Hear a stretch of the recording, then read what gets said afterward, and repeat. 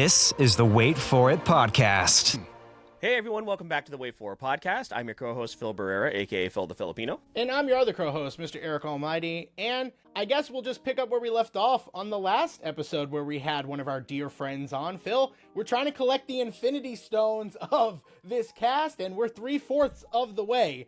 But please do not ask our guest any Infinity Stone questions. Don't do that again. Oh yeah, that's right. Rue got a little flustered by that question. I do apologize for that. But yeah, soon we'll be able to snap our fingers and the whole cast will just be here to hang out with us and we'll go do fun things. So I think that's what happens when we collect all the Deer Friend Nokotan Infinity Stones. But super excited to continue to have this wonderful cast that we've had on and that we met earlier this year.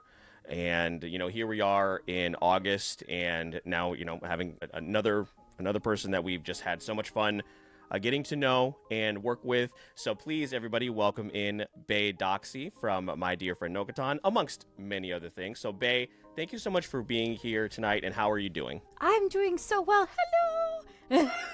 I'm so happy to be here because I loved being with y'all and meeting y'all and getting to do our panels together. And we also have great photo ops all the time. So I get really excited. We're killing it, man. Mm-hmm. Corey makes us look good. Shout out to Corey, who we've one of our patrons and of course photographer extraordinaire. Mm-hmm. But yeah, super excited to have this conversation here with you today. I mean, we were already chopping it up for a half hour before this, so you guys we're learning missed out on that. Yeah, we didn't do great on a New York Times game, so that was a little rough, but that is okay. But Bay, before we get started, if you want to just take a moment to introduce yourself and what you do. Hi, my name's Bay Doxey. I'm a professional voice actress, singer, and rapper. And I voice act. I do a lot. I write. I'm a poet. You will best know me as Mei Bashame and My Deer Friend Nokotan, as well as some other fun things. Recently, I got recognized for a character I play in a Fanganrampa, like a really popular Fanganrampa at con last time, and I played Kazumi Iketsuchi in the Izuju Massacre, and that's me. And I also play Annie Posey in Neon Ignition, a very, very, very fun audio drama. It's been so great to get to know you, and like you said, our panels are always so much fun. And yeah, Eric, I expect that exact same energy here. So we have been very excited for this episode. Yeah, we have. And I mean, it's been long overdue. Just getting everybody on and scheduling it all out. We knew we wanted to get you guys after we met you at the beginning of the year at Brick. And then recently here at Bold, getting halfway through, we knew we had to restart those talks. So we just really appreciate you jumping on board to talk to us. And Phil, we're going to have a ton of fun on this one. Yes, I'm so excited to be here. As soon as I met y'all, I was like, oh, we have so much to chat up about, especially because y'all are theater people too. And I was raised in the theater and I learned how to act really through my theater training. So that's like my lifeblood. So I'm like, yeah. Oh, I run into that all the time. I'm like, I don't have good... Smack the crap out of it. Yeah. Yeah, I do. I'll like be recording something. I'll be like, oh, okay, yeah. I got to do that again. Well, that's definitely definitely got to edit that out or just restart that. But yeah, I'm like, fuck, and then I'm like, okay, I'll step a little way. Yeah, Phil will get really mad when I start singing stuff just randomly. I'll just start singing in some type of tune, like any song that's stuck in my head, and then it will get stuck in my head. Yeah, and it's a brain worm. Yeah, I also have my brother-in-law. Also, always has a tune going on no matter what, so I also get stuff stuck in my head that way too. But you kind of already alluded to it already. We would love to hear about your background, you know, about your theater background, but also what led you to voice acting, to voiceover, and did you know that this was even an alley you could pursue based on, you know, when you started off in theater? Yeah, so my first ever show I was 9 years old. And it was really cute. It was in elementary school, but it was like it's called Beauty and the no, not Beauty and the Beast. Beauty is a Beast. Beauty is a Beast. and I played Beauty, and that was like my first ever show. But my mom is a theater actress, so I grew up being with her, and we started going back to theater. Oh, goodness. When I was about 10 to 11 to 12. And then when I was 12, 13, I started touring with a children's theater group. And we would go with my director that I always worked with, Tammy Barton. And so I would work with them. And so I was just on for like the whole part of my childhood. I was just on stage. I'm a child actor. So I was always known for like doing really elaborate voices and really big like accent changes and dialects and stuff. And most of the other kids I was acting with or adults or anything, they didn't have as well of like diction as I do and their articulation. And I've always been known for that. And I don't even notice it either. I just went to an audition, my first audition since, goodness, like almost a year ago. And I just don't think of my voice because it's my job. Like, I'm like, oh, I'm not aware of it unless I'm listening back to something and be like, okay, I could change it this way. But I was at the audition and it was amazing. I had so much fun. But I remember like when I was leaving, everybody was like, your voice is so pretty. Oh my gosh, I love your voice. Like, you have such good diction. And I'm like, oh, okay. I'm like, thanks. I was like, what about my acting? But I do appreciate liking my voice. Because I'm so desensitized to it because I'm like, but I talk every day. That's my job. So, but I'm happy people like it. I used to always be told I sound like a Disney princess. And so I'd sing, I'd do anything. I'd play a villain and people would be like, no, you're a Disney princess. And I was like, okay, I'll do that. I hope so. Pixar, call me. But yeah, so I was with Tammy and all of this, and we worked with a lot of other actors, and one of them, his name is Gary Forge, and I love him. I love Gary. The first thing I ever saw him in was Oklahoma, and he was Judd, and incredible. But he did audiobooks, and he was like, Bay, do you know about voice acting? Like, maybe you should try something. So I actually started voice acting when I was 14, and I did it remote. I did it in that little closet in there. I have my big studio now that's like out, but my little home closet of like sat on the floor, had my little recording app on my phone, and I learned that way. And I learned that voice acting and theater acting are completely different. And so I didn't know that when I was starting. So I'd listen back to, I was talking to Josh, I was listening back to some of my old auditions, and I'm like, oh, this is so dramatic. I'm like, bring it back, please, please. But but listening to like my younger self, I'm like, oh, you have such a love for acting. Like, that makes me so happy that even when you were that young, it was like you still had so much to give to learn how to act and be an actress and perform and bring all these characters' stories to life. And so when I learned that I could do it, I could play any character based off. It didn't have to be if I was a specific like body type, or I had this specific hair, or I was even like green or something. You know, like I could be any type of character, and I didn't have to fit specific specs theater-wise. But my voice could be that, and that was something really important to me, that it was taken off my body and put into my voice, which I felt I could portray a lot more than, because I had control over it. More so of like, okay, this is something I can control right here and right now, and I can learn to do all these different types of things. And so yeah, so I transitioned that way, and I've been voice acting since I was 14, and I'm 22. So I'm also one of the youngest voice actors to debut in anime too, because I'm the youngest in the cast. And a lot of people always are like, you're that, and I'm like, yeah, I've just been here a long time. And people are like, oh yeah, like you guys probably thought I was older too. And like they'll be like either like 24 or 27, around there. And I'm like, no, I turned 22 this year. Like, But since I've always acted with the like older actors when I was younger, I just felt older. So I was like, but yeah, I yap. That was a little yap session. This is a podcast, so I guess I am allowed to yap. But Yes, if anywhere, if there's any place to do it, then It's actually like highly encouraged. yeah. It's It would make things. Yes. Yeah, it would make. I do it like works. yap. Yeah, it's funny you told that story about like people complimenting, like just your presence and your diction and thought and stuff like that. I did stand up comedy for over 10 years. I still do it from time to time. But I remember I was at like a small show, just kind of like down at Jack's Beach and at a bar or something like that, and somebody came out and they were complimenting some of my friends that were down there, like, oh, you were so good, so funny. And they came up to me and they were like, you looked so cute up there. And I was like, thank you.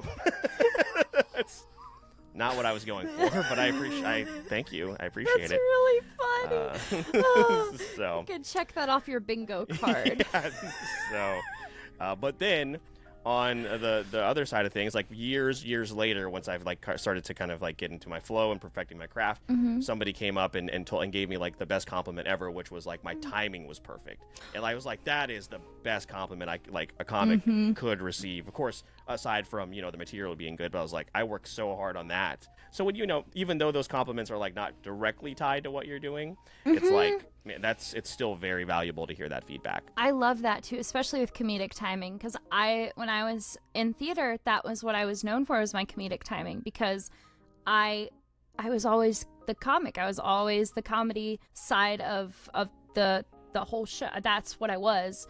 And it's because I'm so quick. And so people are like, whoa. So I love that though. But I feel like I've lost kind of my comedic timing a little bit because I haven't been in shows in so long. Yeah. So I just took a break. It is a hiatus. stage presence thing for sure. Like it helps when you have someone to play off of, or if there is an audience there. So yeah, trying to learn that too, like very early on in my journey has been like, okay, how do I do this to make it sound believable and it's not like flat? So yeah, I feel you on that for sure. Yeah, and Phil's obviously going out, branching out, trying something like completely different, and doing that and trying to develop habits and learn something. For you, I don't want to say it's like natural at this point because you've been doing it for so long of your life, but I am very interested, Bay, like what is your perspective of being so young in the industry with the experience you've gained so far? Like what is that vision of the voice actor industry been? Because Phil, I feel like we've talked a lot to people who are in their 30s, their 40s,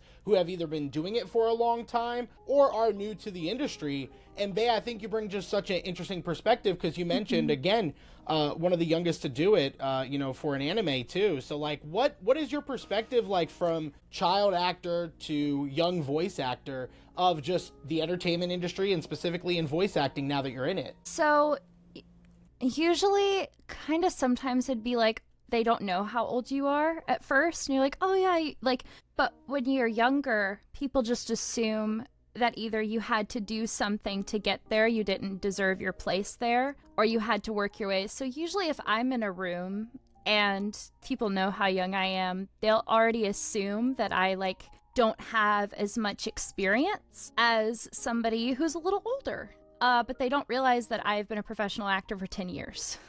So, and especially on stage too, because that's a whole nother ballpark of being with people live, doing things and having all of those energies and stuff. So you have to really earn your place if you're in a certain place, because people they'll either look down on you or they'll be like, how did you get here? And question a lot of it.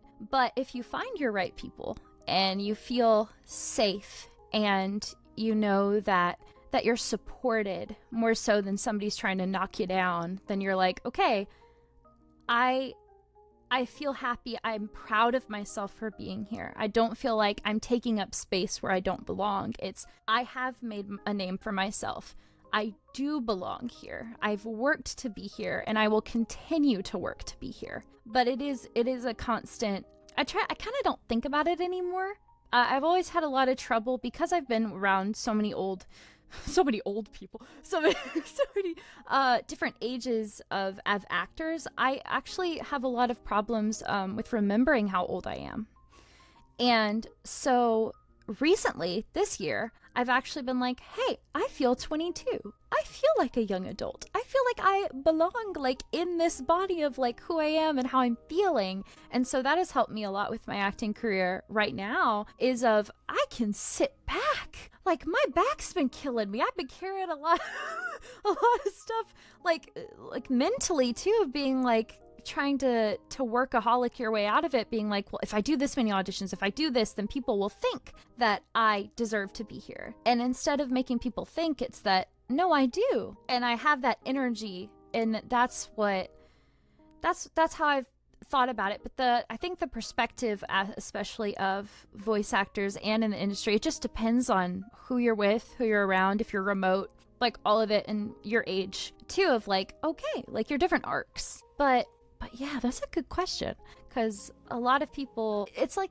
unless they're that, like, you know, a lot of people have different experiences because of who they are, but the younger experience, especially like that of being a child actor to now, like the whole landscape of it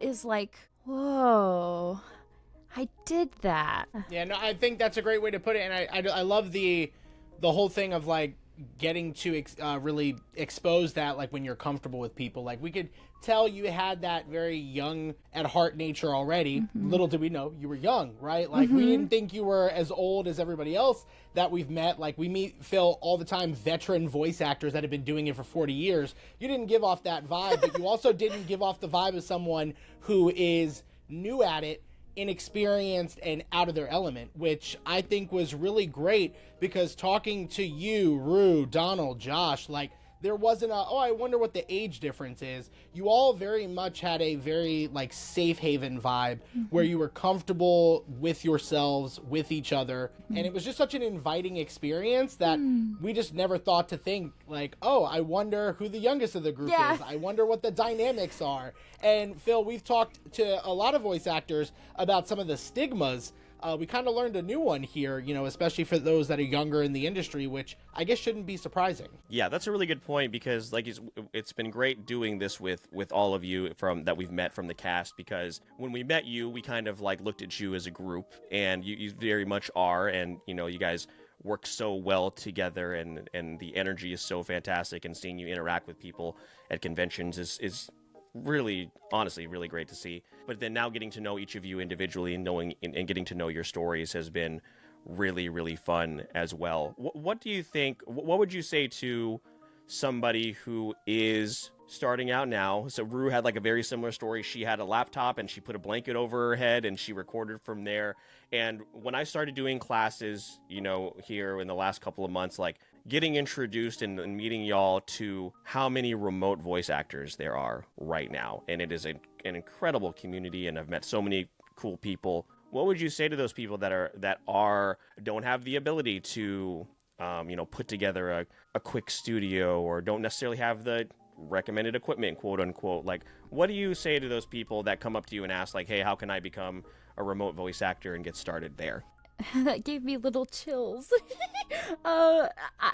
That's the thing too, is just start. Take acting classes, even if they're in person, because especially getting to act with someone in person will help you so much being a remote actor, because you're like, oh, but I feel this presence. I can pull from this experience to have this presence. Build up your confidence, learn about what characters you want to play, especially from your favorite like media. I always say like watch a specific anime that like is always on your mind. Like for me, it's Nana, and I have my Nana tattoo. I've watched Nana 13 times, and when I was watching anime, even when I was younger, I would always do the voices. I would just always follow along, and especially with Fairy Tail too. That's how I was. I love Fairy Tail. But especially with that is you find a like anchor, and you're like, okay, this is my creative anchor. This feeling that I get when I watch this, or I play this game, or I experience even an actor that I love. If I can tether myself to that and go out of that, and that's kind of like a safe place to go back to, and it's also a way to gather like energy from that and be like, oh, but if you're, especially with keeping yourself safe, acting wise, if you're new to acting, you can go plunge way too deep and you're gonna be almost, you could be traumatized. You could you could get so far, and then sometimes you can't work for weeks. Like if you sometimes, like for me, I'm experiencing my new limits emotionally and figuring out what I can and can't play anymore. And I realized that I don't want to play those super intense roles because they take me, it's harder for me to like emotionally handle that. That's like past my limit if I don't want to do something like that. And so whenever, and like I did a role for that, like for a specific project, and I even helped like create the character too. I was brought in to do like character design and to flesh her out. And I was like, I can't do this. Like having that extreme emotional experience of a traumatized character, especially with people that are starting and it gets to like a traumatized character. Don't focus on the specific trauma. Don't focus on like getting so sucked into it, because that can go into like method acting and things like that. It's more so having something creative that you love and you can take that from, and you don't have to have a mic right away. You don't have to build your booth. You have to learn to act, and you have to learn what you love about acting, what you don't like about acting. Hey, if I was a voice actor and I had to do sometimes being a voice actor, you don't get to do everything you want and love as part of the job. Usually, the stuff that you don't want to do is where the money is at. So it's like, okay, well, I have to do that. And especially when you get into that point, it's like, have one creative project that either you started or like that's something that like a character that you play that's like can bring you joy. As long as you find things in the industry and characters that spark joy for you, that make you want to learn, that make you want to jump into it, then you're fine. It's just like it's safety. It's learning about acting, learning about what type of acting you like, learning about what characters you want to play. But you don't have to rush. You can take your time. And I think with actings too, especially, people are like, I gotta get that next audition in. I gotta do this. I gotta do this. I gotta do this. Just go slow and enjoy the process, because the process is the best part. Yeah, for sure. And I had shared a story with you of a very important lesson I've already learned within the first few months, and you know, that helped. That will definitely help me going forward. And also, like you said, you know, this is an answer we always get: take that acting class.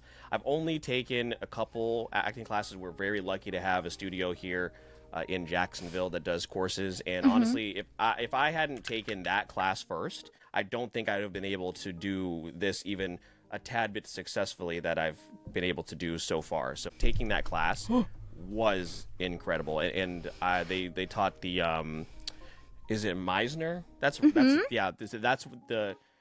is the style that they teach there. And I was like, is this really going to help me with voiceover? And it 100% has. I was like, man, I really thought that this might have been something that was like, well, maybe I need to take a different acting class. But I was like, no, this really, really helped. So I know Megan also is a big fan of Meisner as well. I'm Chekhov. Yeah, okay. The Chekhovian technique is my favorite. Meisner makes me think too much, and I get obsessed with it's the very thinking. Stressful what was the things that we'd like, the exercises we were doing, like just thinking on your repetition? feet immediately. Yeah. I was like, and then you're like, intense, I don't like repetition, and I don't want to say that. And then you're like, but the repetition is to get you out of your head so that you can just be the character. And you're like, and you're not thinking, oh, and I need to go do the groceries.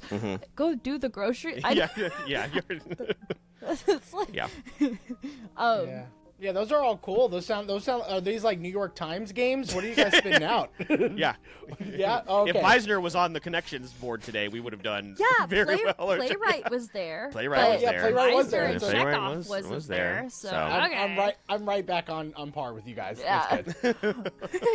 But yeah, that's the thing too. Especially learning to act. What style do you like? what like Stanislavski, Chekhov, Stella Adler, like, you know, like and Meisner, Stanford Meisner. So it's like, okay, there's so many different flavors. What do I want to taste? I bet the buffet of acting. What do I want to taste? I also learned too, so I having you here to have both perspectives, like the voiceover / voice acting kind of like archetype or personality is totally different from the theater actor / on-screen actor. Mm-hmm. Not to like pit them against each other, but like, is there one you feel more comfortable in, or like do you like naturally go back to the theater days and, you know, just kind of fit into that group, or like, I don't know, just do you feel, you know, more comfortable in one over the other?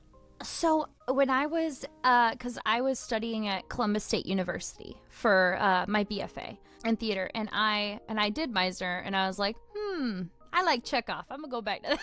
But when I was there, I was my whole family, maybe my found family, and the whole theater department. It's like Columbus in Georgia. It is the theater department. It's where the thespian, the Georgia Thespians, and like Georgia Thespian, but the big thespian festivals, everything, they're held there. Conference. And so the whole community of Columbus, Georgia, is acting, theater. You're all there. It's the eat, sleep, breathe theater, because you have to. And it, for them, I was like, okay, yeah, I mean, this is just like who I am, but it wasn't who I am, because when I was around them, I ended up masking a lot as a survival mechanism there, because when you're in theater and you're around all of these people that are doing the same auditions as you, they're going to take a look at you all the time and be like, okay, this is imperfect. I can get you on this and this next audition. Okay, this is this and this and this and this and this. And then if I see you in a rehearsal and you're doing something, like, they're always, it's the part of theater, especially in college theater, that the insecurities of everyone, because of course everyone has them. We're theater actors. We're on stage, like, we're put out to, sometimes, you know, we have to be vulnerable and have our insecurities shown, and that's how you really relate to even the other people that are with you acting. And I thought, before I left Columbus, I was like, yeah, I'm just theater actor. That's just what I am. Even when I was doing voiceover at school, because I had like my own like little basically pop-up booth. I did whatever I could. When I was there, it was like, okay, well, I'm feeling a tug to be like, I don't think I fit in here. Like, at this, I don't think I fit in with this. I feel like something's missing. I feel like something's missing in my life. And so I actually did a therapy retreat. It was a trauma retreat, and to go in and work on a lot of things in my past, because I was like, I want a chance to actually enjoy acting again. I don't want to get sucked into it. I want to know who I am other than being an actress. My whole life I've just been an actress. And I was like, who is Bay? Who is she other than the actor? What's behind the mask? And so I got out of that, and like a month later I booked Nokotan. And I thought I was never gonna act. I thought I was never gonna voice act again. I went there and I was like, I guess I'll just go back to theater acting if I feel like it. But then I was like, I came to live at home, and for a little while till I get just to feel my roots again. And I was like, I feel different now voice acting this time. I feel like something's different. And I just, when I booked May, I realized, I was like, I never thought I was going to voice act again. And so now that I've been in the community and I'm back at it and in the world of it, I'm like, I fit in here much more. And this is the part of me that I was yearning for back at school. I was like, there's some part of me that's still there. But even with voice acting too, it's like, I sing and I rap and I write music and things. And so I really am fit in there too. It's like you jump around, but now I feel much more disconnected from the theater part of me, and that's okay.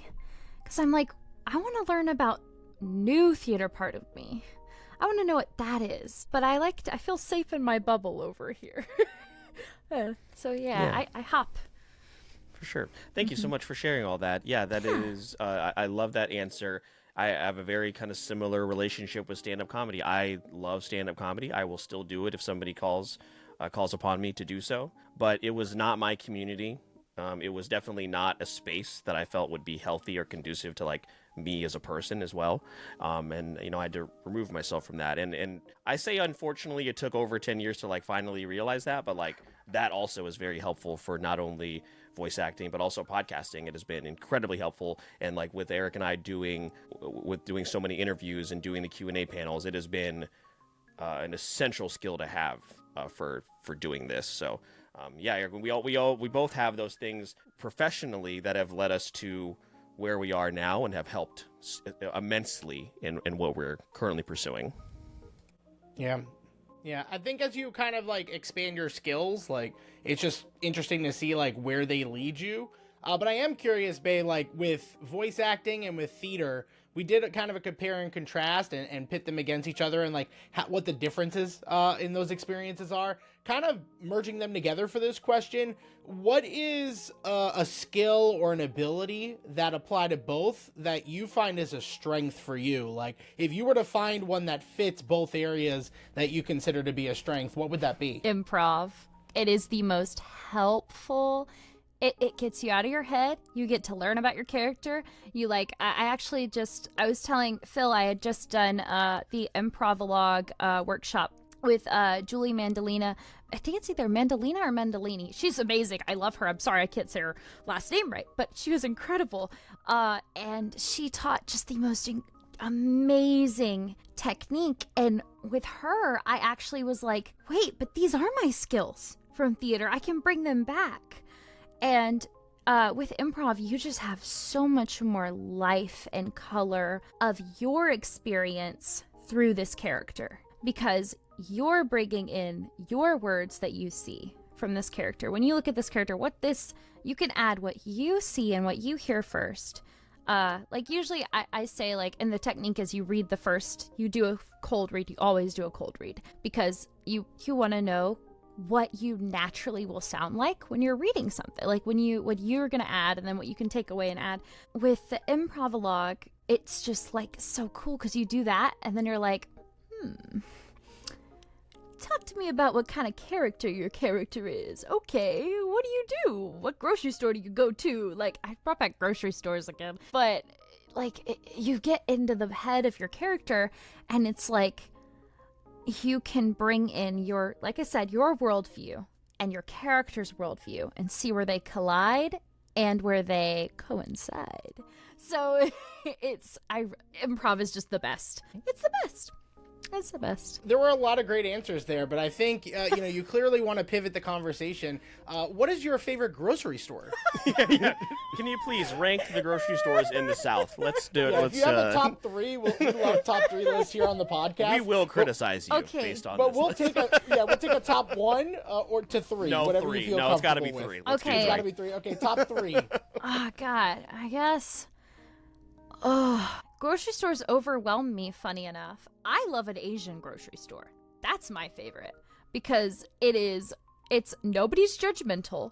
Nobody's thinking about you. Everybody's just like, there you go. You need help? Here, go get this. And then it's like, and I love Asian food. That's my favorite type of food. Everyone also really like knows what they want too. Yeah. It's not as chaotic. No. It's like the nicest get in, get out. Yes. Like, they're definitely doing that, but it's just like so convenient. Yes, and it's a wonderful atmosphere. And you're like, you know what? I actually am not stressed by all of these Southern people at my grocery store. I'm actually not in the South anymore. I'm somewhere else. Yeah, I went to an Asian market. I think it was called Mills Market in Orlando, and it was just a wonderful experience. Mm-hmm. Yeah. Meanwhile, I walk into Walmart and I'm like, the popcorn chicken is gone. My whole trip is ruined. See, Walmart scares me. Yeah. I do As it not should. enjoy Walmart. Yes, it should. See, that's the bottom of my list. Agreed. Along with Kroger. I don't like Kroger. Kroger overwhelms me too. We don't have It's the Kroger. name. We don't have The Kroger name here, sounds but gross. we It's have them Kroger. It's in gross. Dallas. I Yeah. didn't really go there too often. I preferred a Tom Thumb over a Kroger. A In what? Dallas. It's called Tom Thumb. I think it's like a more How big out are his west. thumbs? Yeah, I guess big enough to have many grocery stores. I also like, speaking of that, I also love just just a, what the hell are they called? Like a little like it's not a food mart. Oh. Like a neighborhood market or like a food market? Yeah. Oh my gosh. Farmers Produce, market. like a farmer's market. Farmers market. There we go. Ah, We were like yeah. circling market. I was like, it's something I market. don't something. know. I think I'm hungry, but I ate already. Yeah. See, I'm seeing my partner, like I told y'all, and I actually love the idea of going to a grocery store with somebody that like you're together with, because it's like domestic. It's like, oh, what are we gonna make for dinner? What do you want for dessert? And then because also I'm ADHD, so I get lost in the grocery store. So it's like, And then you "Come just on, like walk babe." out with a bunch of fruit roll-ups, and you're like, "What happened here?" I don't have know what- I don't forgotten know. about I don't know. fruit roll-ups, and you just reminded me of them. Yeah, Okay. and then you can get the variety pack that have the fruit roll-ups, the roll-up. gushers. I prefer a gusher, So, yeah. But you know, That well, always so makes you me can't- think of the Scooby-Doo gummies. Those two. the blue. blue. The blue one. Mm-hmm. The Yeah. infamous mystery Scooby. One year, my daughter got a pack of. It was like years ago. She's much older now, but she got a pack of those Scooby Doo gummies in her Halloween bag, and I was like, "These are mine. I'm so sorry, but you don't even know what these are. Yeah. So this is for me." Yeah, Scooby-Doo. That's something I adore is Scooby-Doo. If I could, I want to play Daphne. I want to be Daphne. I've always wanted to be Daphne. People have always compared me to Daphne. I love her. Also being like a villain in one of the Scooby-Doo movies would be so cool. I love Scooby-Doo. That's like I was saying, like my tether to creativity of like what I like earlier. It's fairy tale Nana Scooby-Doo. Scooby Doo.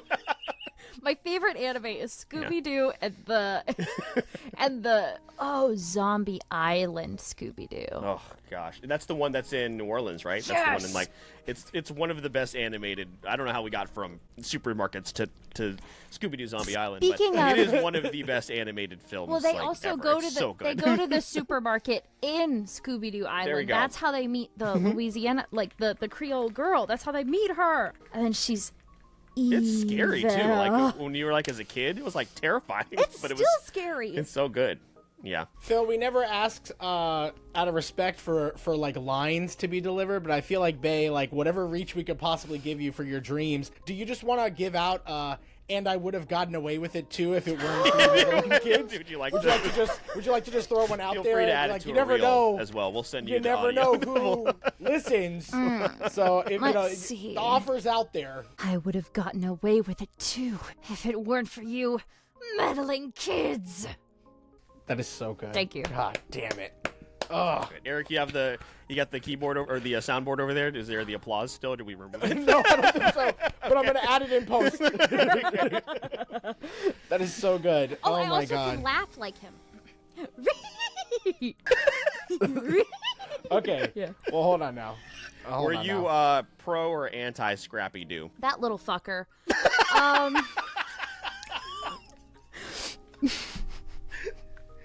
Very much Poochie energy from The Simpsons. Like, that little fucker is.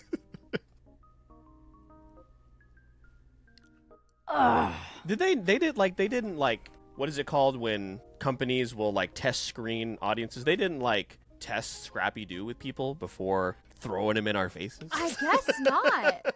It felt like a surefire thing, huh? Yeah, and I just learned guess. recently that Scrappy Doo is named Scrappy because he wants to scrap. Yeah, he wants to fight all the time. I just He's thought from he New was Jersey, I messy think. because he keeps getting in the way of everything.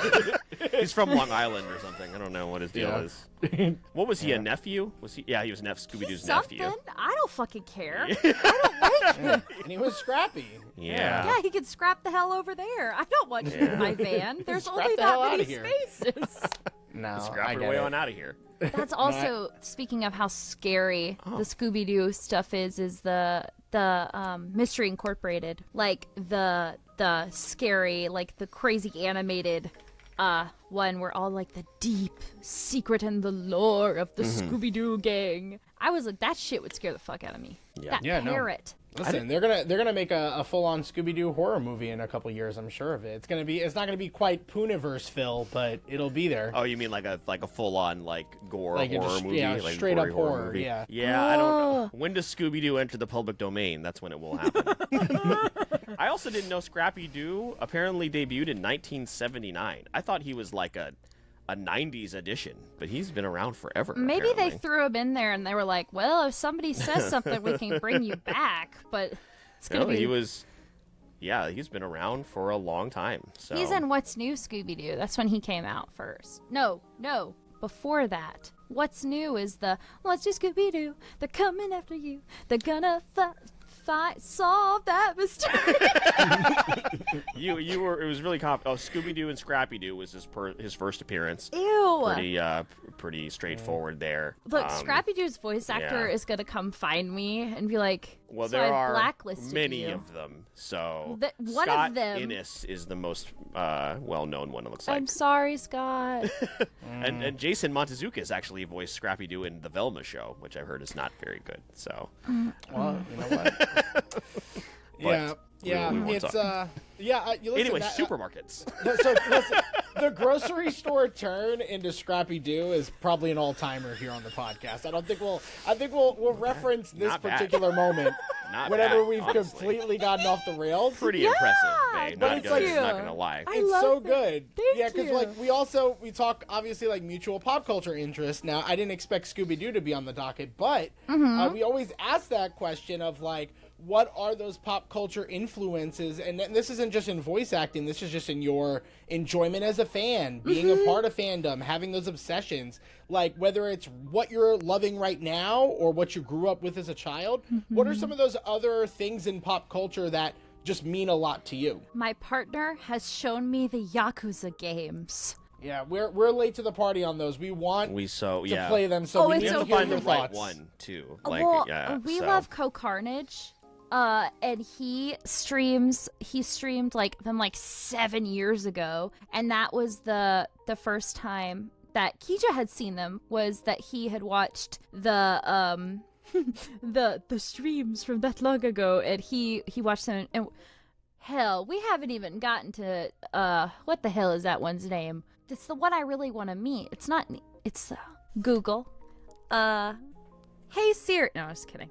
It's the one that looks like a pirate when they do karaoke. Have you seen the karaoke? I've seen clips, yeah. I've seen clips of the karaoke, yeah.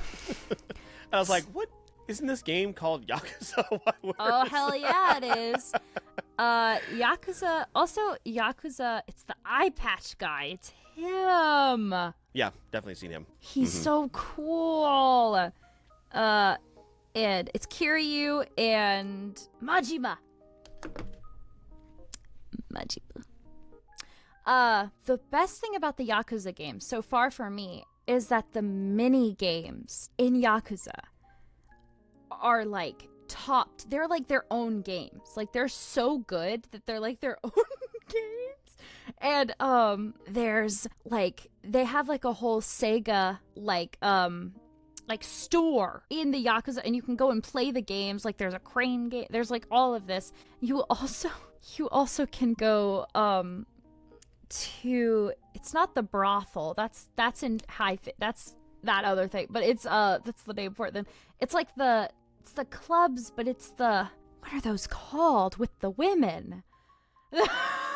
But the women. The strip clubs. Yeah. It's not a strip club. It's fancier. Oh no, I thought I had it. Anyway, I have seen like footage of the game, like of people just like dancing No. in the club. I've also seen like a kart racer.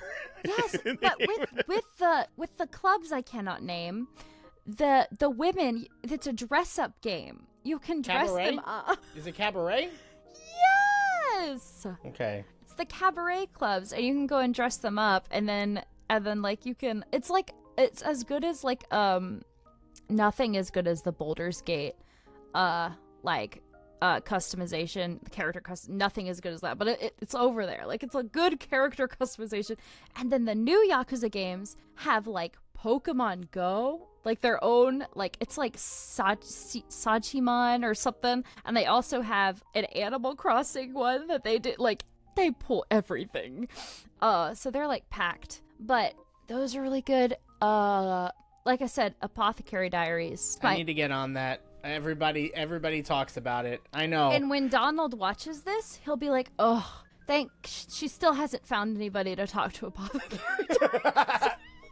Listen, there's a lot of people to talk to, and I love a good like romance anime. That's the genre, right? It's romance and mystery. Ooh. It is like it's like intrigue and like scandal, like royal because it's like the imperial dynasty of like it's not the imperial one, but it's the they took a lot from like the Chinese like dynasties and stuff, and then they mixed them with like a fantastical air, but it's so cool. I also love shoujo.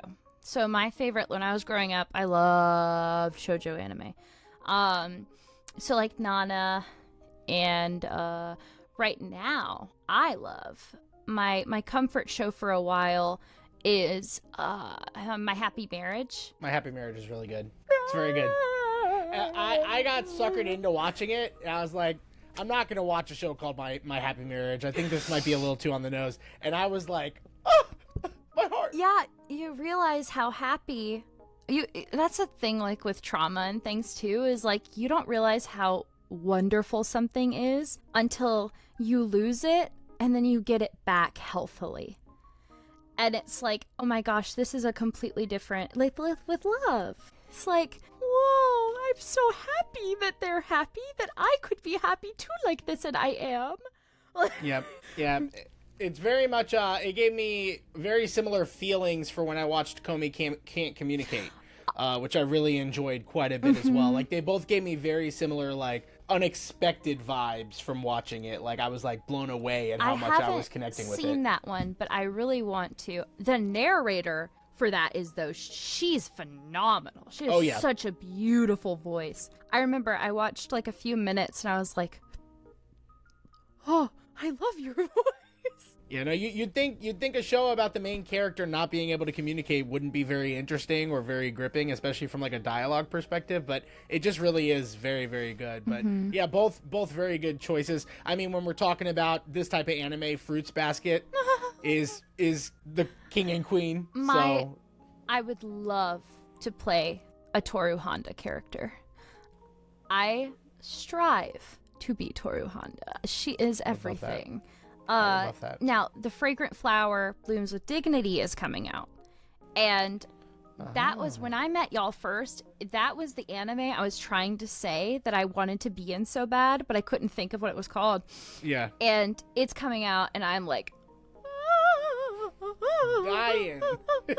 and it's so funny because everybody's like, oh, she's so beautiful, oh, I love her, and I'm like, I literally look so much like her. But that's a dream I've always had, is to play a shoujo lead, like Toru, like just But also recently I have been playing the more deadpan and like not mute completely, but like very relaxed characters. I love them. I didn't think I could do that. I was like, whoa, this is new. I was like, ooh. For instance, a lot of like the robot, more like automaton characters specifically I've been getting cast as recently. Like, those are the ones that I don't even audition, and they're like, can you do that? And I'm like, okay, I guess I can. This sounds fun. Like, Kowloon Generic Romance. I don't know if you've seen that or heard of that. It is so good. But the main character, like things with like that, like there's a lot of like it. That one's really cool because it's like Inception kind of like it's like. Oh, but there's a lot of like, they're the main character. She's very like, just like sexy, husky, just like in her lane. She's nourished in her lane. She's refreshed. She's going. But like with the deeper characters and the more like relaxed and feminine and like just like, I like that. I haven't got to play that as much as I used to. So like the sexy little femme fatale characters, I also really love. What was the question? We're just talking pop culture. Okay. We're just talking about stuff that we like.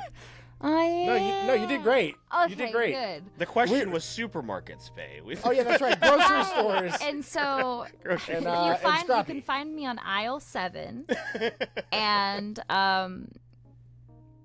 I don't know what I'll be doing on aisle 7, but maybe I'm at aisle 8. You never know. You'll Where have are to we come to the ranking? grocery store. Oh, yeah. I hate to bring back the gummy conversation, but like, where are we ranking a fruit roll-up, a fruit by the foot, and do we throw Gushers in there? Because like that has the sour. So I actually don't like gummies. No. Oh, Yeah, it like any depends. kind of gummy? Not particularly. They're like not. No. If I were to have, I like the peach rings. Peach rings are yummy. Yeah, But that's a good one. Okay. I love a sweet treat. I love pastries. I yeah. love a pastry. Love a good I pastry. love a pie. What is it about gummies in particular? Is it texture? It's got to be texture, right? Yeah. Yeah. It's like, I don't want to chew on you for this long and have the same texture and feeling in my mouth. This makes me uncomfortable. I don't like this. Like Jell-O. I hate Jell-O. I was gonna say that's don't gotta mind probably extend pretty far. Like also That's a like cold into gummy. candy for like Twizzlers.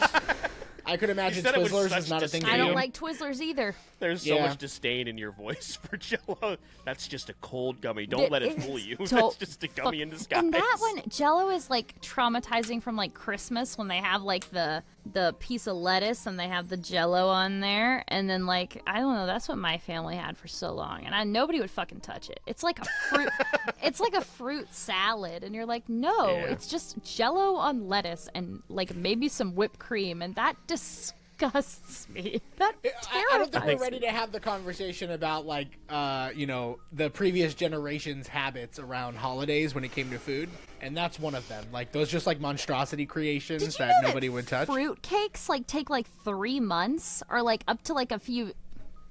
Let me check my facts. But Check them. we were watching Food Theory, and it was like you can eat could you eat your Christmas tree? And you can if it's a blue spruce, but you shouldn't. What if it's fake? That you cannot do. Oh, okay. Everything is plastic, but don't ingest it. Don't ingest it. I'm allergic I to know pine, it sounds to pine yummy. needles. Yeah. Are you?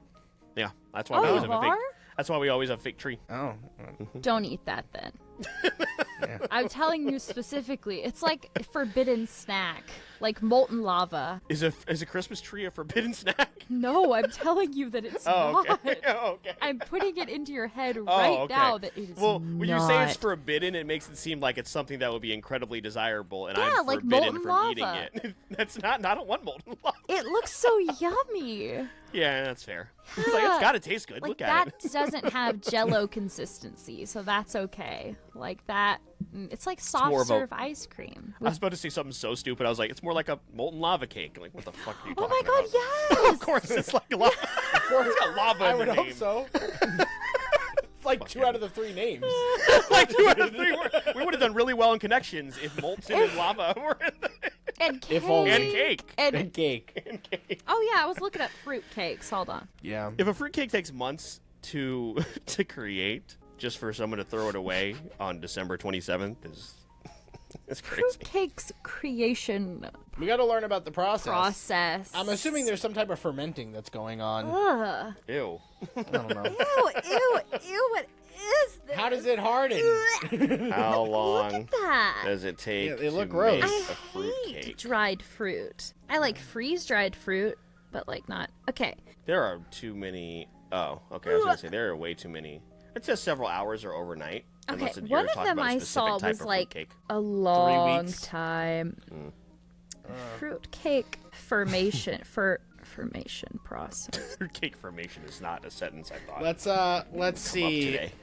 It Ew. benefits. So fruit cakes Fermentation. often benefit from a long resting or maturing period after baking to develop its full flavor and moisture. Ugh. Oh, So that's there's a Why? fermentation subreddit.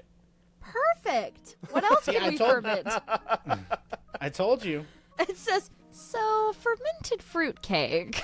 This is Yeah. crazy. So There's some so recipes many. recommend starting the process 6 to 7 weeks before Christmas. This subreddit has 273,000 members. They really want to know. They were like Just us. about fermentation. That is. That man, makes me think of like there's- kimchi. Well, it has Like community for fermented- everything. Yeah. Interesting. Yeah. I love Yeah. kimchi. Yeah, we really lost sight of the plot again with fruitcake. Yeah, I don't But know. I went back. No, we didn't, because the grocery store. Oh, well, I don't know. I don't think that was that also wasn't the original question. I don't. Oh, we were talking about Pop gummies. culture? Gummies. Yes, Yeah. we got there from gummies. I don't like Yeah. it. Yeah. And moral of the story, I don't like fuck them. with me well, with the ghost. to redirect and bring it back to learning more about you, I would like to talk about the music side of things with you, because you did talk about being a musician. You also talked about doing rap and doing hip hop. So I want to know, like, what were your inspirations? You know, you're talking about, like, obviously early 2000s. So who are those artists that have influenced you? Like, Eric and I are big hip hop heads. We aren't so much into, like, a lot of the newer stuff. We're a lot more, I mean, we're in our 30s, so, like, we have a lot of, you know, legacy artists that are in our library. Yeah, Eminem, you know. Yeah, Sometimes he's one of you my go back and listen to an Eminem. Yeah, for Yeah. sure. So, yeah, who are those people that have inspired you, and who are some of those artists that you really love? Eminem, for sure. With rap especially, XG, they're my favorite. That's when I did the halftime show at Bold is what I did. I rapped my XG, which is Woke Up, and I did that live, and so good. It's so good. It makes me so excited. I love it. Rap was really cool for me because I was a competition singer. So I was a musical theater competition singer, and musical. I would do a lot of genres, but it would be more so on the theatrical side of things. Like opera was sometimes, I can do it a little bit, but not as much as like character and singing and stuff. So with my new singing career, I have realized that I haven't dipped my toes into a lot of this, like J-pop, well, K-pop too, especially. I grew up like with K-pop. Stray Kids were my first ever like really like into them, and I saw them live before COVID, and they were amazing. I love Stray Kids. What's your reaction to all this K-pop Demon Hunter like fandom that's going on?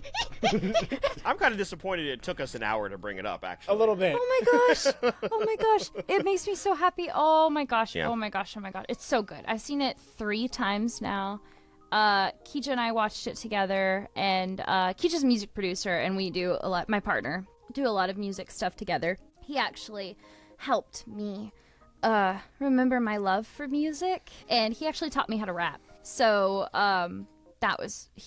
we watched it together, and music is a huge part of our lives and our connection with each other.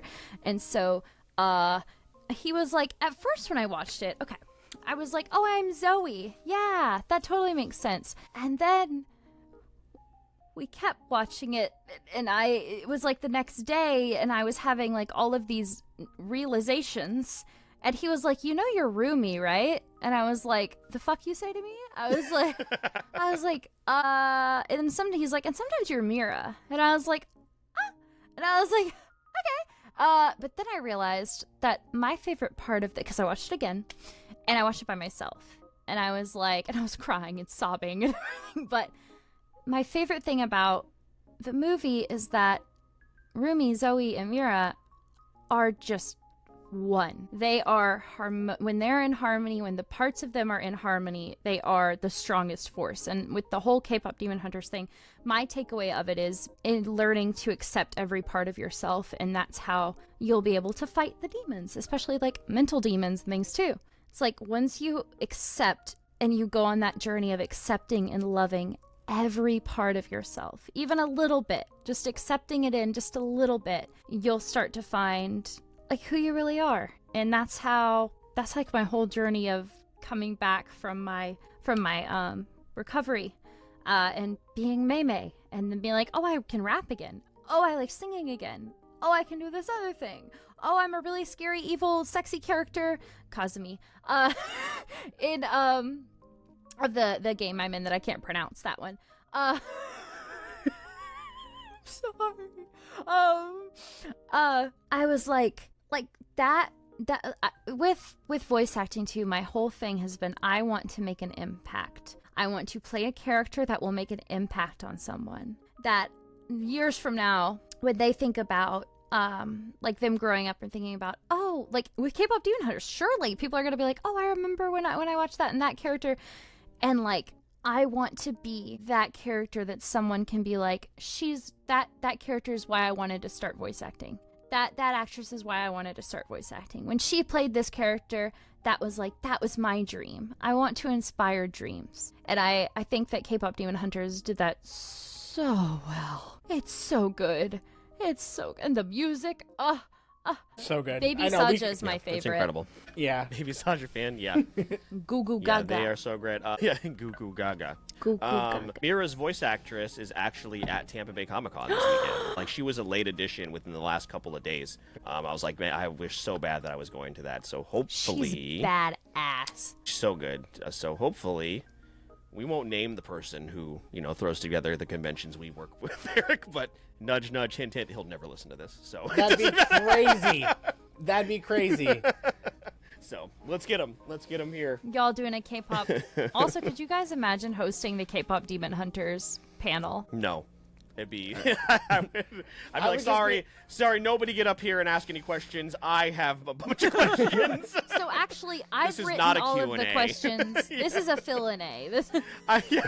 Fill in A. Oh my god, that's so good. Shit. Write that Be shit like, down. Hold on. Get put it people down. in line and be like, I feel like you want to ask this question, so I'll do it for you.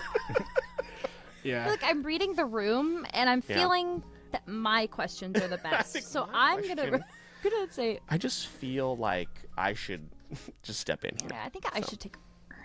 So like, ugh. Yeah. So they're fantastic. It is now the most streamed original animated film in Netflix history, and yeah, it's been a #1 for weeks. I In think addition to all the Golden Spotify records it's breaking. Golden yeah. is #1 on the Billboard charts as well, and it's This is what it sounds Yeah. like is my favorite. That's the one I'm actually. Yeah, That's it's what so I'm good. planning on covering. Yes! That's my So favorite. It good. that, Thank you. When I that listened whole to that, sequence is incredible. when I listened to that, I was like, oh, I am Rumi. I was like, Yeah. oh, especially being Yeah. a young actress. Like, That song is so good for so many reasons. this is what it sounds like. Yeah. This is what it sounds like, and then Free is probably my second. That's favorite. also what I'm covering. So me and my Yeah. partner are hopefully going to do Free. Yeah, those are my two faves, but they're all excellent. They're all fantastic. Pieces So good. can Yeah. go back. Yep. do it. Let's do it. Let's opt out of the game and let's just listen to Yeah, K-pop. let's just watch the actually movie. just watch it. Yeah, let's just watch the You movie. don't, you don't have a hard stop, babe. We can spend the next 2 hours watching K-pop. Yeah, together. let's just watch the film.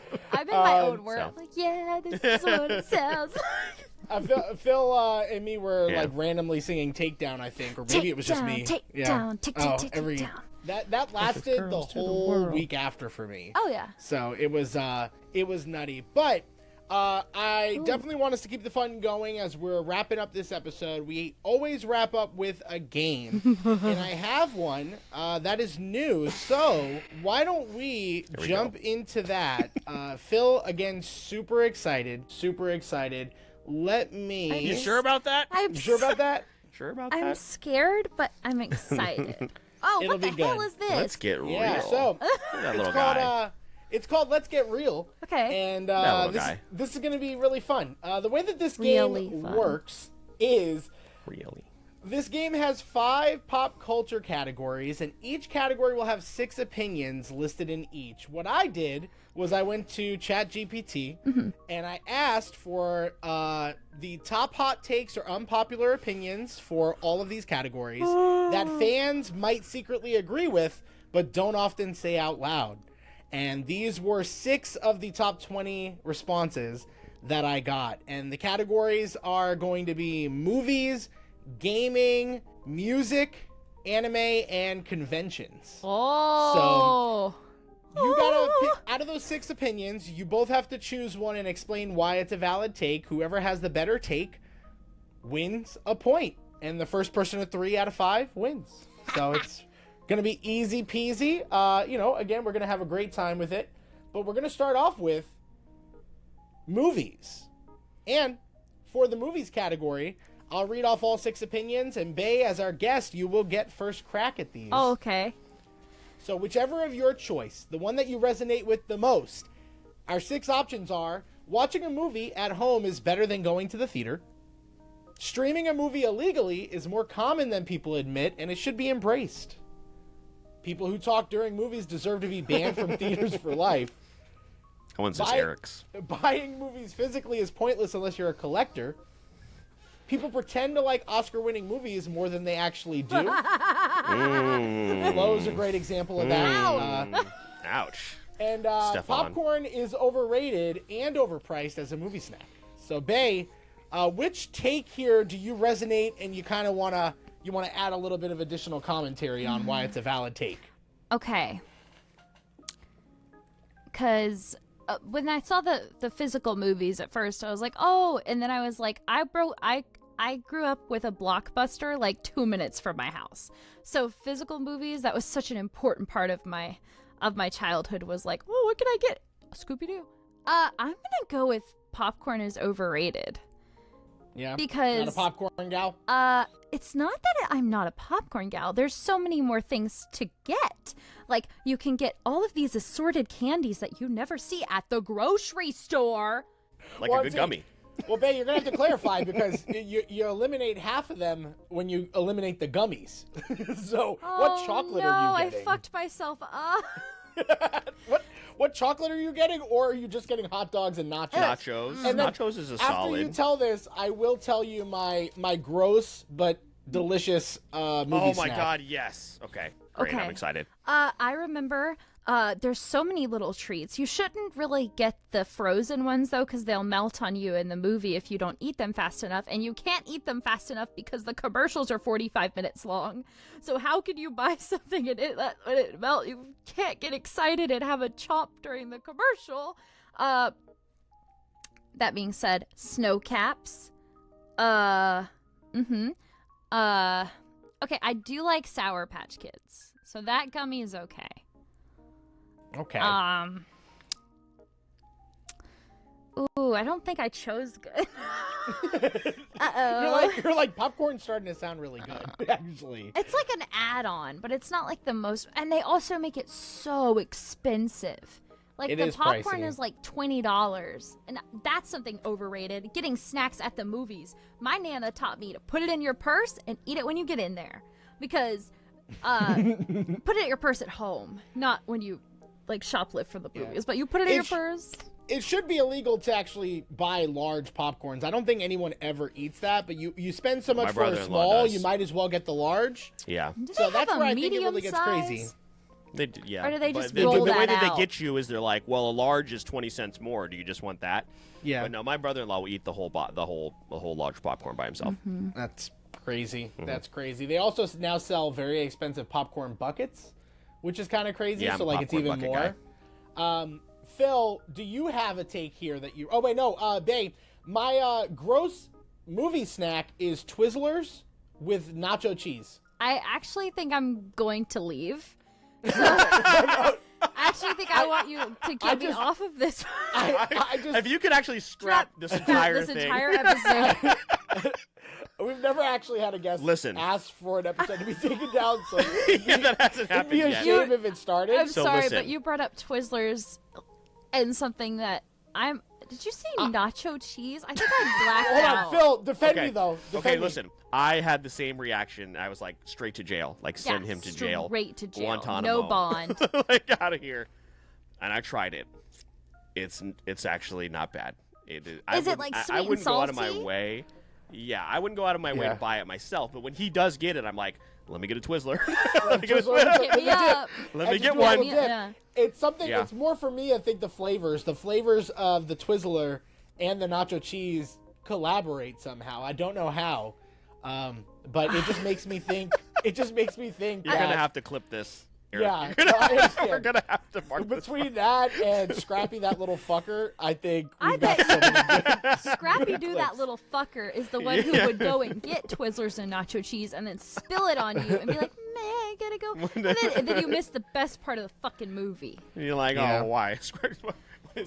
Twizzlers and nacho cheese. Why I ought to? Because he always wanted to fight. And I'm like, He I always will wanted to fight fight. you outside because I paid for this movie and it's expensive and I want to Yeah. sit here. Yeah. Phil, what is your take that you resonate with here? It's close between two. I will go with people pretend to like Oscar-winning movies more than they do. I refuse to believe people watched Amelia Perez and were like, that's one of the best films I've ever seen. That should be up for Yeah, it's so bad. an I don't Academy even know what Award. that is. I don't even. Oi, it is. Oh. We'll send you the episode. Yeah. It's the movie about the Mexican cartel, like drug boss that Who the goes through a transitions- transgender the transitions, transition. But it's also a musical, and it features Zoe Saldana. It's a bad musical too. It's a really bad musical, and it's an awful film. Yeah, it's and an then- awful film. And then the actress who played the main character, also very problematic. So it was a whole thing leading into the, Is she in the the one Oscar who had season. the nails? Possibly. There was one. Oh, that- are you Is that a different movie? thinking of Wicked? Oh no, I would know okay. what Wicked is. When you said We the would I was know. like, yeah, that can't be. No, it was. When I thought of nails, I thought of what's Also, what's look her at name? my nails. I do the cat's eye nail, so they do the. They move. Oh. They actually, if you put them with blueberries, they look like blue. I'm sorry, I love my nails. Something that's very important to me. We're obviously very in tune with nail culture. Yeah. So we know what you're I talking love about. nails, but But no, she got. yeah. I remember watching. Well, I stopped because I was like, "Oh, okay." It had a nail thing on this like commercial for the Oscars, and it was the actress. She had gotten like butterflies on her nails, like because she got an acrylic set for the movie, and they were like, and she had to go back to the studio to the nail salon and get it every week because she decided to get the exact same. No, I don't think that's. Yeah. Yeah, just looking into it, and that's just one of the examples for films that I refuse to believe that people actually enjoyed.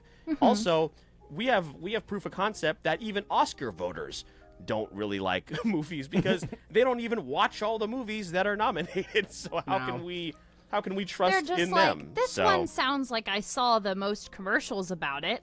So this Yeah. one, and then this one the kids are talking about on TikTok. And then one of the most egregious examples is Crash, which is just a terrible film. What's that?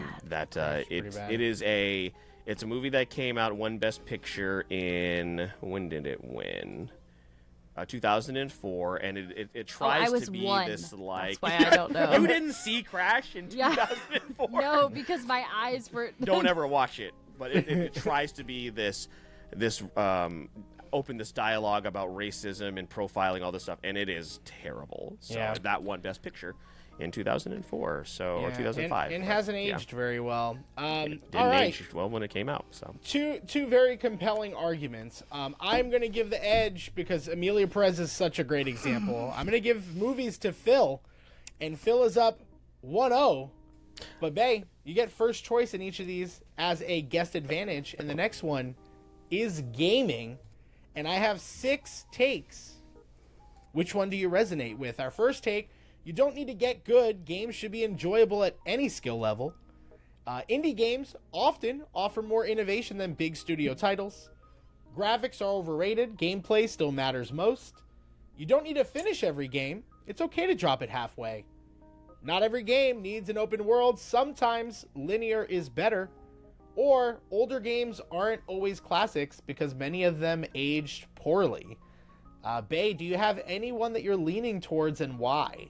Well, most of my work is through like indie games because the whole reason that I started voice acting was because of visual novels. Like that was like my big thing. I was like, I want to be in an Elan Studios. That's one of my favorite visual novels. But like, I would say that one's from like a work perspective. So like, I do agree with that one, especially. But also, I haven't been in very many big studio titles, so I don't know what happens behind the room. But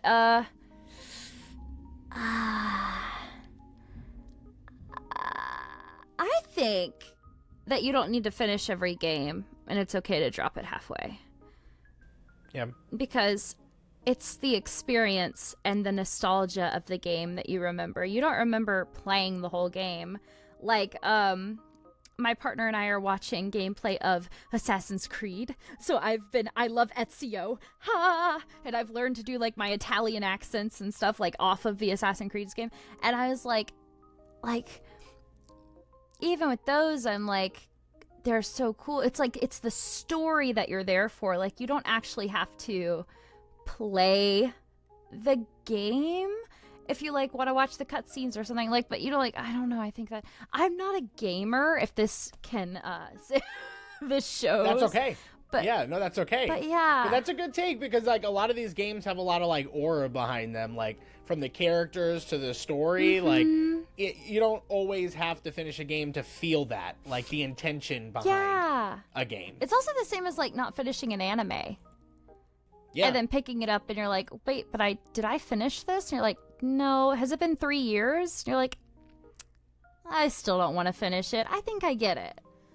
I think it's great. Yeah, I think it's great. Yeah, I like that. That's a actually compelling argument, Phil. Thank God. So Phil, which one are you gonna go with to combat that? You know, I agree, because there are people that put together cutscenes and a little bit of gameplay just so you can watch a game from start to finish. Yeah. People do that all the time. That's what I'm doing with Assassin's Creed.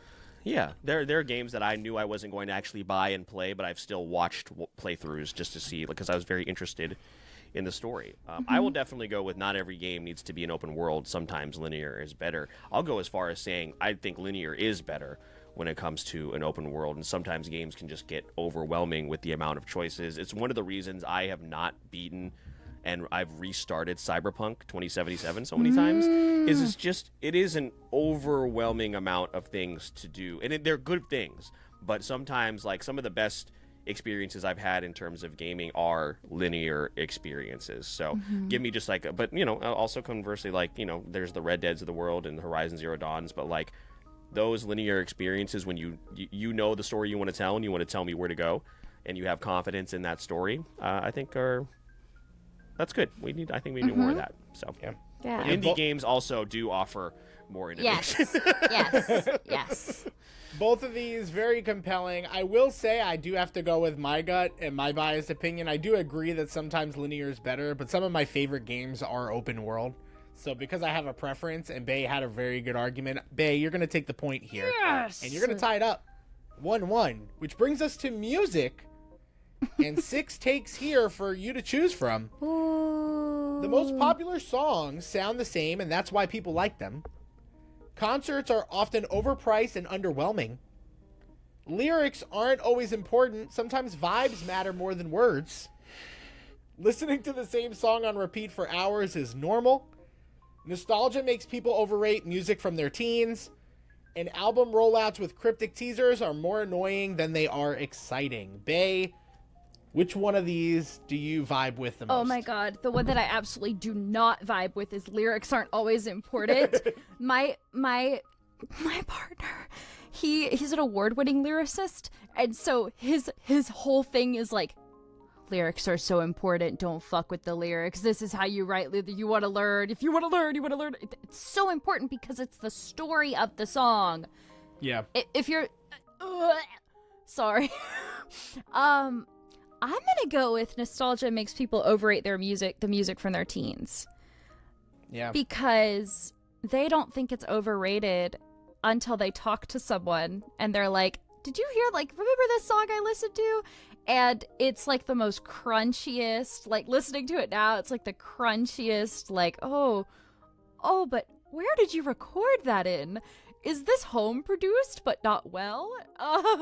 But it's like, but that's the thing about those, is that it's the aura of those and what you were going through in your life that was like, this is what mattered to me. Especially listening the same song on repeat too. I agree with that one. It's totally normal. That's what this is what it sounds like in the entire K-pop Demon album.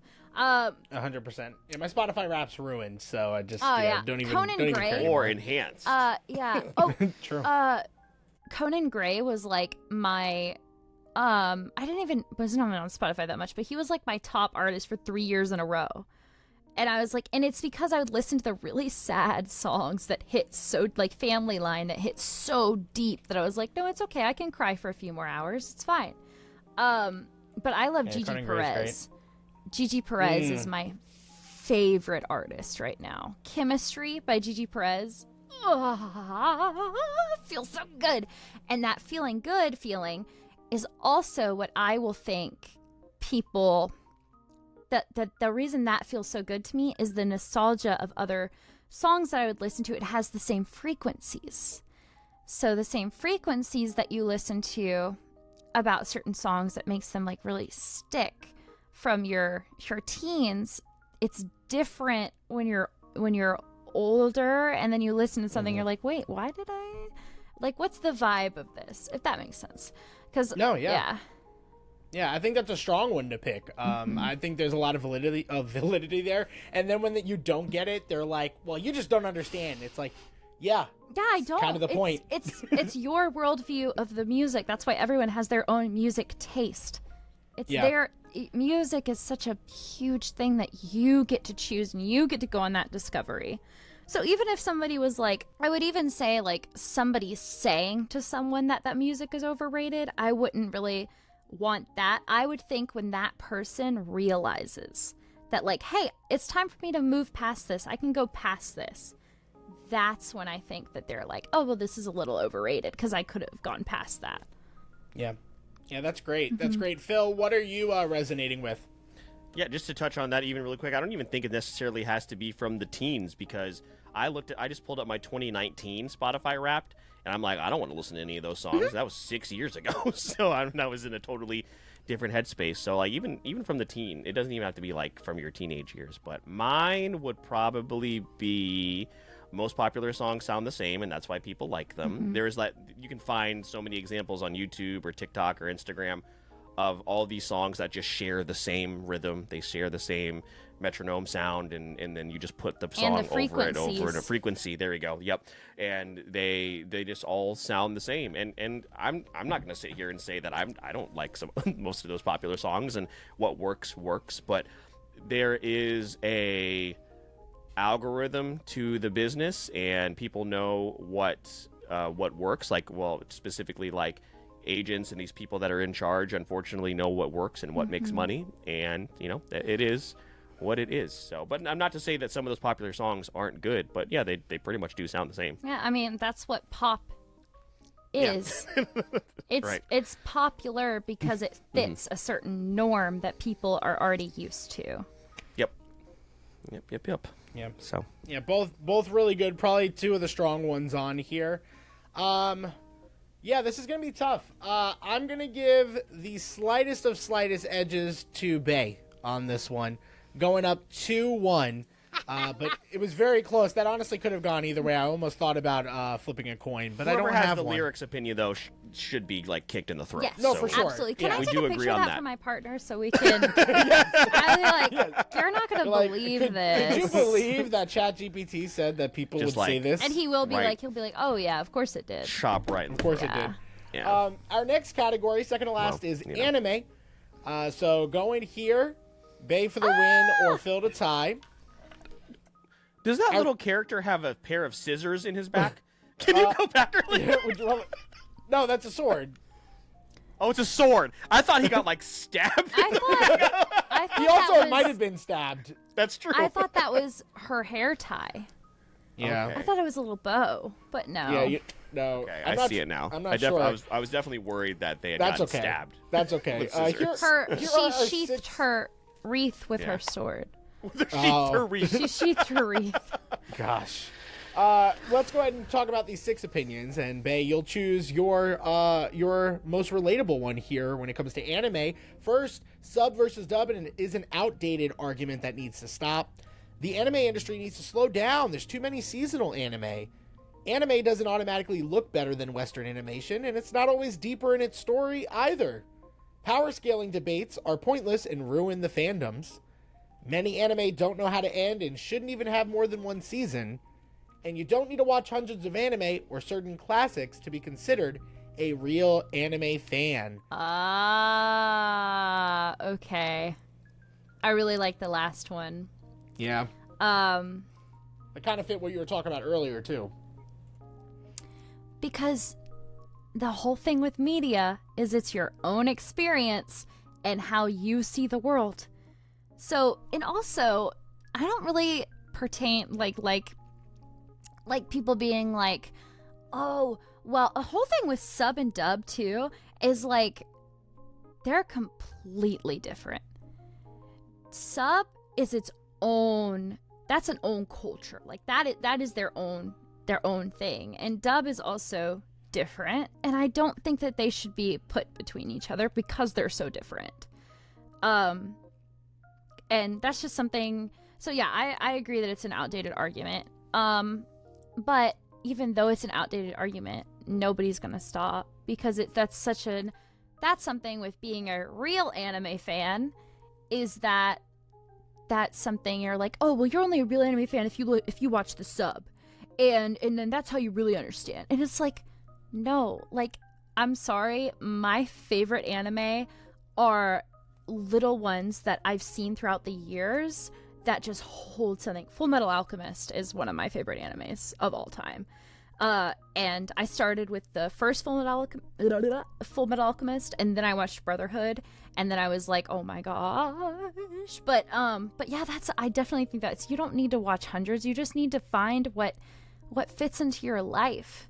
And it doesn't, who wants to be, like, nobody can tell somebody that they're a real fan because it's their own experience. What in this person, if they're like having a debate and they're like, well, you don't watch Naruto, so you're not a real anime fan. I'm so sorry. Yu Yu Hakusho is one of the most incredible animes ever. And that's what a lot of the shonen, that's what all of the shonen anime are based off of. They're trying to copy paste everything.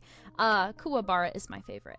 But, and Botan. But like, see, it's like, that's also a thing with nostalgia too, is that you don't remember, maybe you watched like 100 anime in a year, but you're not going to remember like ones you actually were glued to the screen for.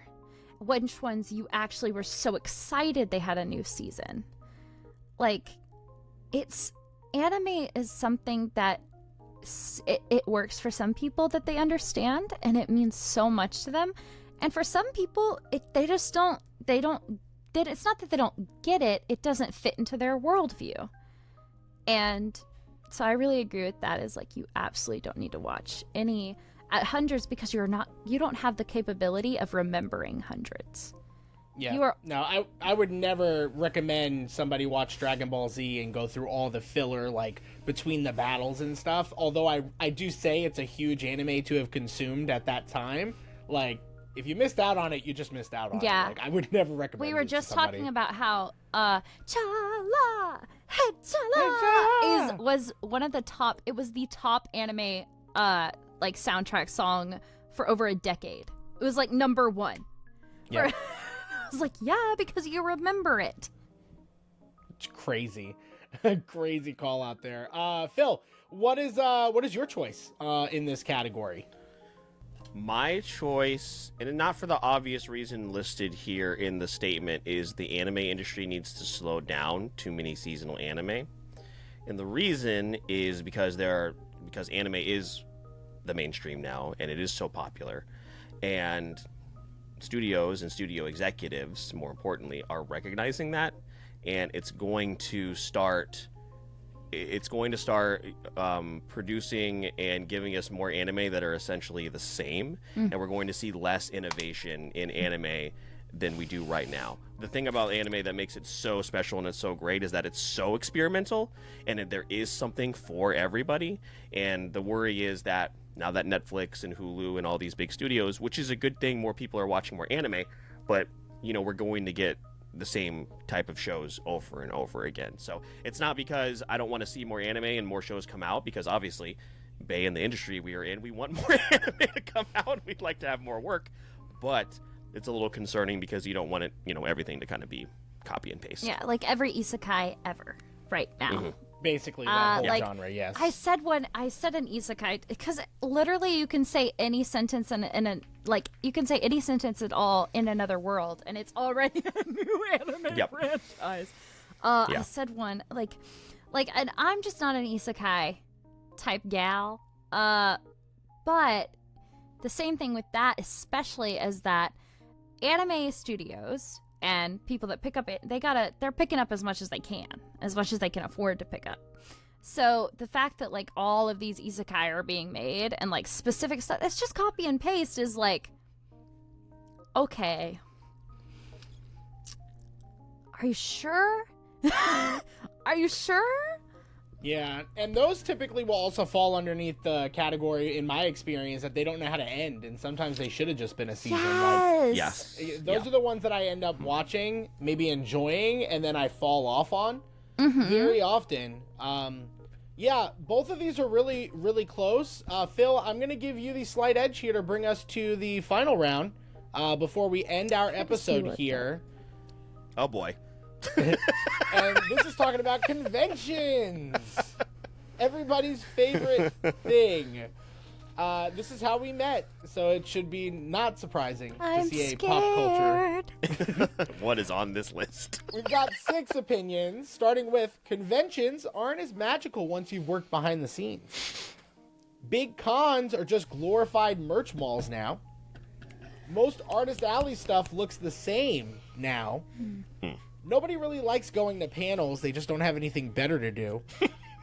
Con programming is getting more repetitive every year. And voice actor guests are overhyped. Bay, I know a lot of these hurt you, but is there one that you resonate with at all? They just went through all of the Akira screens. So I want to keep my job, so I'm not going to speak on the last one. Gosh. I'm going to go with conventions aren't as magical once you've worked behind the scenes. Because it's a different type of magical. But nothing. I was a cosplayer. And so I was a high school cosplayer. So I was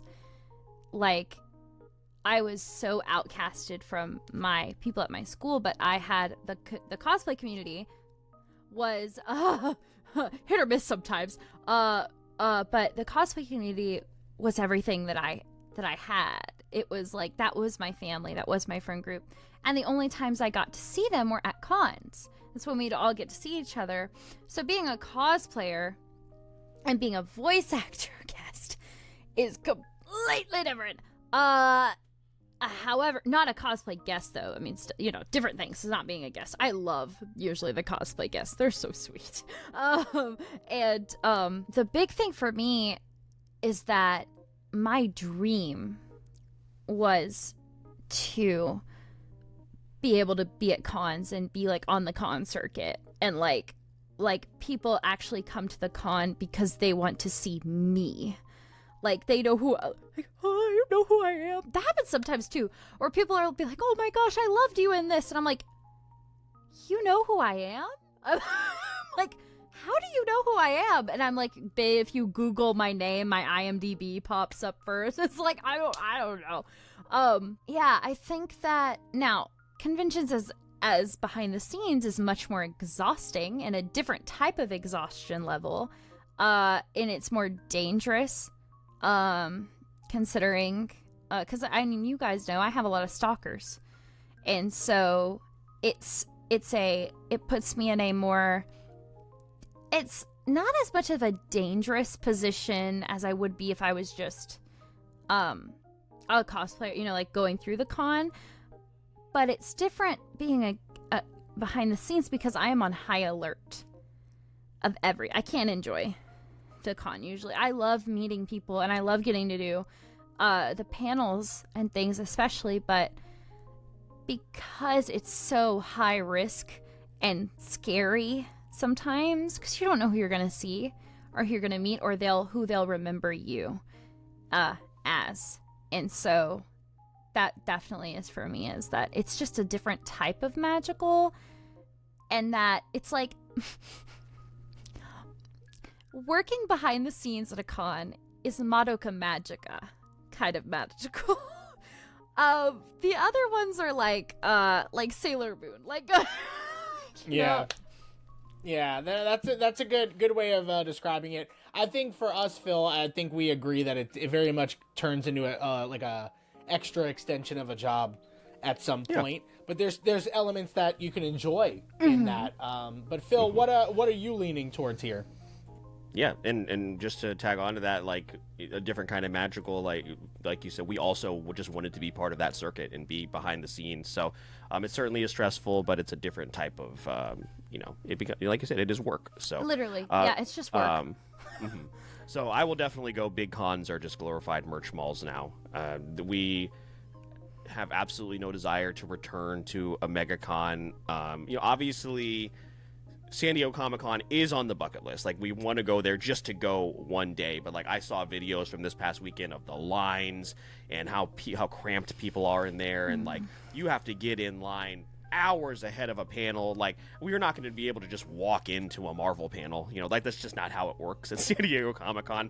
I assume it's the same at a New York City Comic-Con. Yeah. A C2E2 in Chicago, stuff like that. So, but when you walk into... I'll just use MegaCon as the example because that's the one we go to the most because it's just like all that magic is gone. It just feels so corporately run in there. And I will go for certain guests. Like, I went a couple years ago to meet Ki Kwan. It was incredible, but I got to speak to him for 10-15 seconds. They took the picture and then you're out of there. So it's not like I really got a personalized experience with him. It wasn't like when I met Adam Cole, right, Eric? I got to have a conversation with Adam Cole. He's one of my favorite wrestlers. But with Ki Kwan, and I assume, like, when they had, oh my gosh, Eric, why am I blanking on Anakin Skywalker's... Hayden Christensen? Hayden Christensen is there. I'm sure you don't get to talk to them. I have an autograph back here somewhere from Jeff Goldblum. It's a Jurassic Park autograph. I love Jurassic Park. I do too. It's my franchise. Yes. But he didn't even look at me when he signed. He signed the autograph, and it's just like a scribble. Now it is consistent with all of his other autographs. I looked it up just to make sure I didn't just get like a wiggly line. But I didn't get to talk to him. He was talking to all the yes men he was surrounded by. And it's like, so yeah, it's just a merch mall now, and honestly, you can have a much better experience at one of the smaller shows in your area, such as Ocala Comic Con coming up in September in Ocala, Florida. Yes, we'll see you there. We'll see you there. That great plug opportunity. Both of these are very valid, and Phil, we definitely have a lot of opinions about. But I gotta say, being behind the scenes and really having that experience, I'm gonna give this one and the win to Bay. So Bay, congratulations. Suck it, Phil. I was gonna be so gracious with this, Rematch. I want different categories right now. Nope, we're already over time, unfortunately. But you know what? This is going to be a great opportunity for us. Snow caps suck. Oh, hell no. Honestly, he was actually holding that in. I do want you to know. He was being polite, but I knew the second you said snow caps, the disgust that he was hiding was real. Snow caps are more disgusting than Twizzlers and nacho sauce. You can't knock until you try it. You can't knock until you try it. I don't want to hear the slander. Don't bring me in it. What did you say fuck me for? I hadn't said that yet, but what I am saying fuck you to is when I go to the grocery store later, I'm not getting anything for both of you that involves gummies. Again, what did I do? Thinking of fruitcakes again. Are you a licorice person anyway? No, okay. I didn't know that was going to be a triggering word. I don't actively go by Twizzlers. Eric is a Twizzler guy. I don't know. Head, yeah. The only not Red thing Vines, right? Just Twizzlers. The only thing that's Red like Vines are Red Van gross. is Red Van. Red Vine is somebody's cousin. It's like Red Vines are gross. But what I was gonna say before I lost my mind, the only thing I know about licorice is Mr. Licorice or King Licorice from Candyland. The only licorice we The acknowledge. only licorice, in and this I was house. like, ooh. Maybe Crazy. I'll taste them. Well, anyway, before we just fun, completely started getting violent there, this was a lot of fun. That was a good game. This is great. I like that one. Yeah, for sure. Well, Bay, thank you so much for joining us. I know we ran a little bit over. We're sorry about that. Oh, but I had we fun. It's okay. we would love to have you back on. We've had Josh back on for a couple of bonus episodes that we do with the podcast, so I'll definitely keep you in the loop for that. Bonus round. And I always bring guests back on as a surprise to Eric too, so he never knows who's coming on. So we will chat. I'm gonna pop up with my Twizzlers and nachos If you would and try a it live, Scrappy-Doo. I would really Just a box of like snow that. caps. Yes. Yeah, you should live try it. Actually, when we'll bring you back on, you can try it. Live. But the thing is, you got to buy the cheese. Does have to be hot, right, Eric? You haven't had it with cold nacho I cheese, hope have you? not. It's not ideal. It's Okay. better if it's like nice and warm, but yeah, I mean it's not ideal. I would recommend Nacho warm. cheese belongs on something that's crunchy. Twizzlers are not crunch. They're No, So I snow caps. Oh, so you'll try it on snow caps. Maybe it'll make them taste better. it's crazy. I could get Anyway, man, snow this seems caps like a at good time. Blockbuster. Oh, I miss I do Blockbuster. too. But again, thank you so much for joining us here this evening. It was long overdue, but we're so happy we finally got you in. Cannot wait for people to hear your story. So please let everybody know any projects you're working on that you're allowed to talk about. Yes. And also let us know where people can find your work and if you are making any appearances anywhere between now and the end of the year, starting in September. Yes, so you can find me at Bay Doxey VA on Twitter, Bay Doxey on Instagram, and baydoxey.com. Oh my gosh, that's me. That's my website. That's me. And I have my own domain, which is pretty cool. You can get that. It's pretty easy to get, but I think it's cool. I don't have anything to announce right now. But I don't know. I'm kind of a mystery. That's why you follow me and you're like, what's she doing now? I do. You can also find me on my YouTube channel. There we go, at Bay Doxey. And I'll be releasing, hopefully by when this comes out, I'll have a few covers released. And hopefully a woke up cover, because every time anybody sees me, that's all I do is I rap woke up. But yeah, and no convention appearances right now. I took a little break. Understandable. Yeah, especially because of what we just talked about. So. Yeah. 100%. Yeah. But if, to keep up with everything as far as Bay's work, once again, everything will be in the show notes of this episode, so make sure you find her there. If you want to keep up with the Wait For It podcast, if maybe you're coming from Bay's community and this is the first time you've ever listened to us, also the Linktree link is in the show notes of this and every single episode. If you want to join any of our communities, the best places to follow us would be Instagram, TikTok, our growing Discord channel, as well as Twitch, where we are streaming quite a bit. So all of that is extremely helpful. If you want to support the podcast a little extra, you can go over to Apple Podcasts, Spotify, wherever you're listening. Leave a 5-star review. Also, like, share, subscribe on YouTube. And if you want to join a very, very exclusive community and get these episodes super early and get some behind-the-scenes stuff, Eric will let you know about that before wrapping us up. Yeah, and that's through Patreon, where patrons of the show like Briar, T3 Kato, Vintage Macaroni, Corey from The World Is My Burrito, and Nick Casparo, the author of the Vitellarium series, support us monthly, and in exchange for that support, they're getting behind the scenes and early access to episodes like this one. So if you want to be a part of that tight-knit community, definitely support us there. But if you're not in a position to do so, all the free stuff definitely helps that Phil just mentioned, and it goes a long, long way. Make sure to also check out everything that our guest has going on. And with that being said, my name is Mr. Eric Almighty. That is my co-host, Phil the Filipino, and our guest, Bay. And please remember that we release new episodes every Wednesday for the podcast, and all you got to do is wait for it.